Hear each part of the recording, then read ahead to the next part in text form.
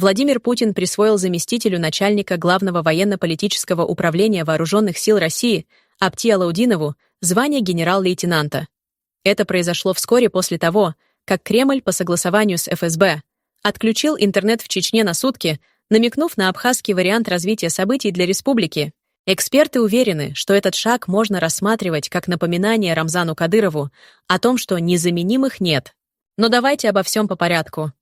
Многие годы федеральное руководство страны старалось максимально сглаживать углы, возникающие после определенных заявлений главы Чечни Рамзана Кадырова и событий, связанных с республикой. Скажем, избиение задержанного в СИЗО посторонним несовершеннолетним человеком не получило никакой внятной правовой оценки со стороны силовых структур или Кремля. Причин этому несколько. Среди основных – личные заслуги Рамзана Кадырова по борьбе с терроризмом на Кавказе и эффективное и масштабное участие добровольцев Чеченской Республики в конфликте. Однако национальные особенности и самобытность не должны входить в противоречие с нормами права Российской Федерации. А если же это происходит, то такие случаи точно не должны выпячиваться в публичном пространстве. Взять тоже избиение в СИЗО осквернителя Корана, Журавеля. Случай вызвал такой ажиотаж в обществе, в первую очередь после того, как Рамзан Кадыров сам разместил видео данного нарушения и публично похвалил действия сына. Более того, после этого Адам начал получать большое количество высших наград, как Чеченской Республики, так и ряда других. Однако Кремль проявил сдержанность. Публично критики Кадырова не последовало. Ни Федеральная служба исполнения наказаний, ни Генеральная прокуратура не отреагировали на происшествие.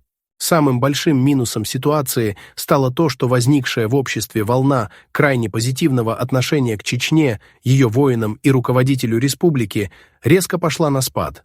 Более того, стали все чаще раздаваться голоса о том, а не слишком ли многое позволяет Федеральный центр Чечне и Кадырову. И это на фоне того, что в 2022 году популярность Кадырова по всей России была настолько высокой, что уступала, пожалуй, только Путину. Кроме того, отношение к чеченцам было настолько положительным, что страна имела шанс на построение новых отношений между народами, пострадавшими в чеченских войнах и борьбе с терроризмом. К сожалению, успехи в этом направлении были утрачены в 2023 году. В 2024 году Владимир Путин предпринял попытку лично вмешаться в формирование имиджа Чечни и ее руководителя.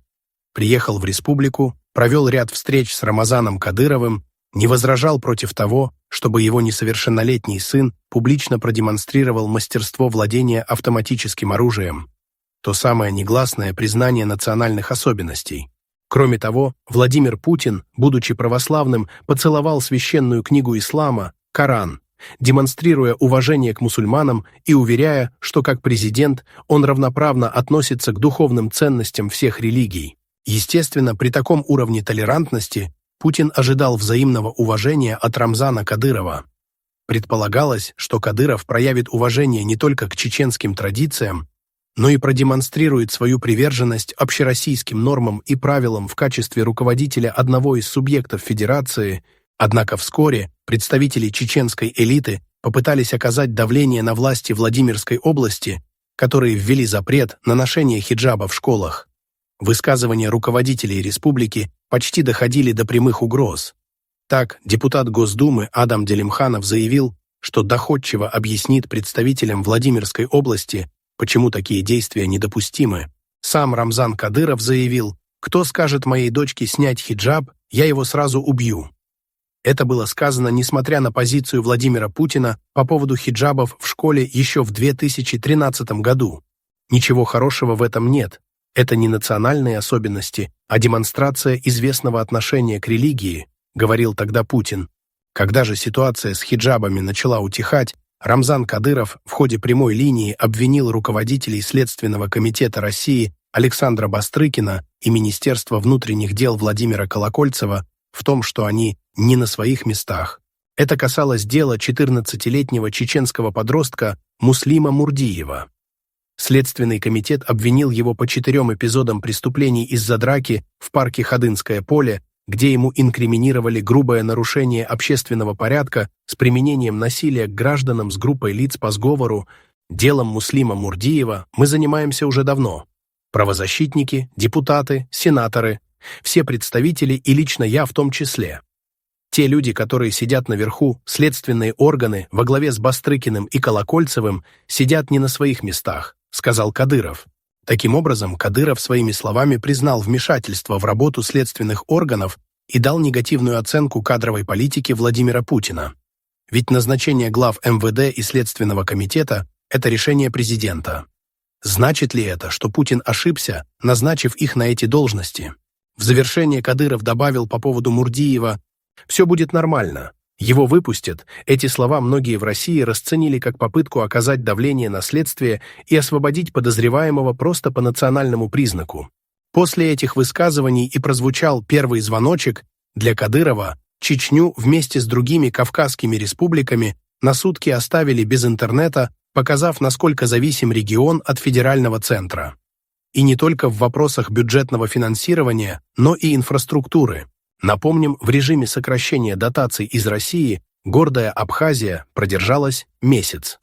Москве оказалось достаточно лишь ослабить поддержку республики, урезать денежную помощь, и это тут же заставило абхазские власти признаться народу во многих неприятных вещах.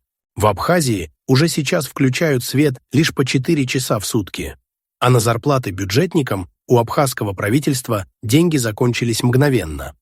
А ведь началось все с обманутых ожиданий Москвы. Вторым же звоночком для Кадырова стало присвоение замначальника Главного военно-политического управления Вооруженных сил России Апти Алаудинову звание генерал-лейтенанта. Это своего рода намек на то, что незаменимых нет. В Кремле пока не идут на обострение, предпочитая достучаться до сердца и разума Рамзана Кадырова намеками: конфликт и смена власти в Чечне сегодня не нужны ни ему, ни Москве.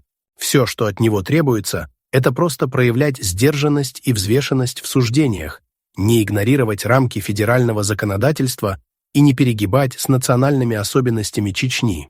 И тогда он будет успешно руководить республикой столько, насколько у него хватит сил. Более того, сумеет передать власть в ней тому, кого выберет в соответствии с национальными особенностями чеченский народ. Что же касается Апти Алаудинова, то среди его главных преимуществ в качестве потенциального кандидата на пост главы Чечни эксперты называют его рассудительность, вменяемость и личное участие в боевых действиях. Кроме того, ему приписывают важную идеологическую находку. Якобы именно Апти придумал новую формулу конфликта – защита традиционных ценностей христианства и ислама в борьбе против всякого зла. Также Апти никак не связан с бывшими чеченскими сепаратистами. Наоборот, во время войн в Чечне в боях с отрядами террористов погибли его отец, старший брат, дядя, всего около 20 родственников. А что по поводу всего этого думаете вы, уважаемые зрители? Оставляйте комментарии, чтобы поделиться своими мыслями и обсудить новости с другими зрителями. Мы очень ценим ваше мнение и всегда рады обратной связи. Присоединяйтесь к нашему сообществу и будьте в курсе всех новостей и обновлений на канале. Всем добра! Всем пока!